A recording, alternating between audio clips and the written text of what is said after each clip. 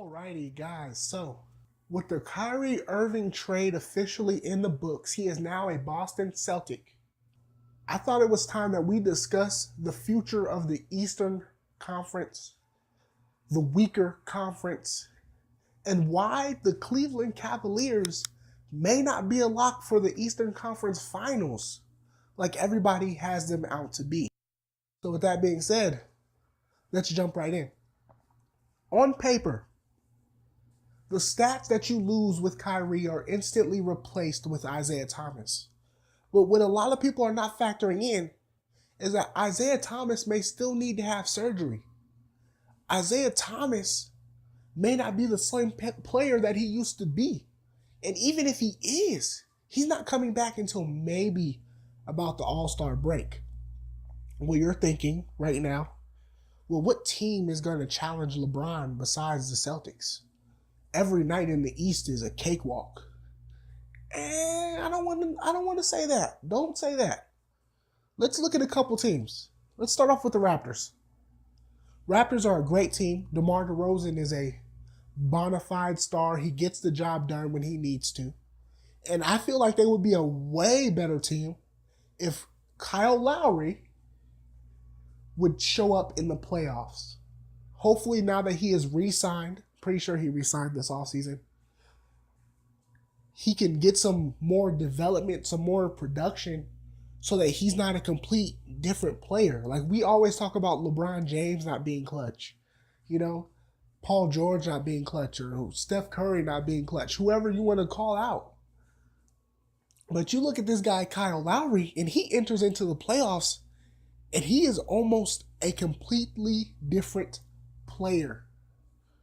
Like Kyle Lowry and DeMar DeRozan a couple years ago when they were at the top of the East, when they were dominating, everybody was thinking, wow, this is one of the best backcourts in the NBA. And then we enter the playoffs and this guy turns into something completely different. It was astonishing. One of the biggest drop-offs I've ever seen. But that's one team. Another team, the Wizards. Now, pretty sure they lost Markieff Morris. Or was it Marcus Morris? I always get the two confused. Both of them used to play for the Sun squad. But the Wizards. You have John Wall, who is a top 5 point guard in the league. Yes, in the league, he is a top 5 point guard. You have still Bradley Beal, who is a great shooting guard, one of the best backcourts in the league.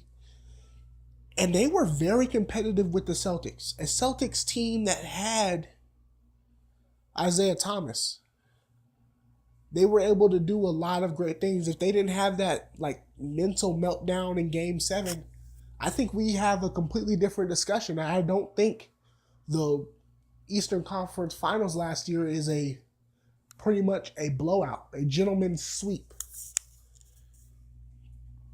So you have the Wizards, you have the Raptors, who are definite contenders against a Cavaliers team that even if Isaiah Thomas is there, let's highlight the difference between Isaiah Thomas on defense and Kyrie on defense. A lot of the times, Kyrie didn't play defense. He didn't choose to. That wasn't something he was absolutely focused on.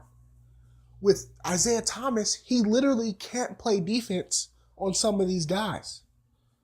I want you to picture this for some people who don't understand why I'm saying he can't play defense. You're going up against guys who are about 6'2", right? 6'2", 6'3". Some of the point guards are even taller than that. 6'4", 6. They're up there in height, right? I believe Kyrie is 6'4". When they're elevating for a jump shot, their total height, their total reach is about 6'7", 6'8", right? They're elevating that high. That's how high they are. They're from the ground until the peak of their shot.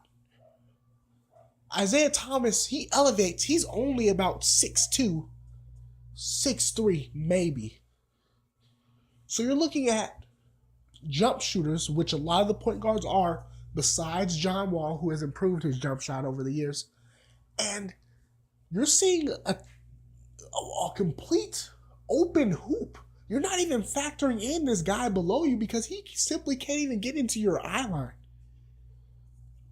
He's nowhere in your eye line, your side of view, your vision range, whatever word you want to use. So the Cavaliers, a team that was already horrible on the defensive side, look up the stats. I'm pretty sure they were 22nd.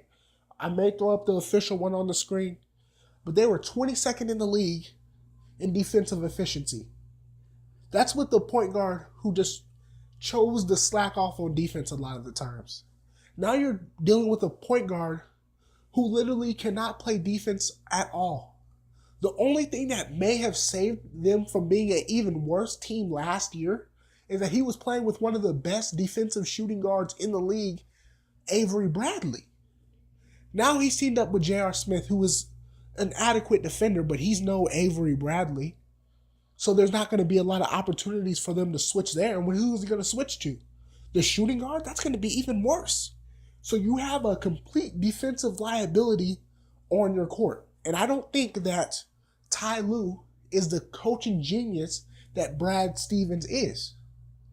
So I don't think we're looking at a very strong Cleveland team. And if we are looking at a strong Cleveland team next year, it's going to be because they have LeBron James and he's going to make up for what they lose. Other than that, guys, let me know. Do you think that the Cavaliers are a deadlock for the Eastern Conference Finals? Is there a team that you think can upset them? Maybe the Raptors, the Wizards, possibly the Bucks? If so, let me know in the comment section down below. Like the video if you like the video. Dislike the video if you dislike the video. Subscribe, and I'll see you guys next time.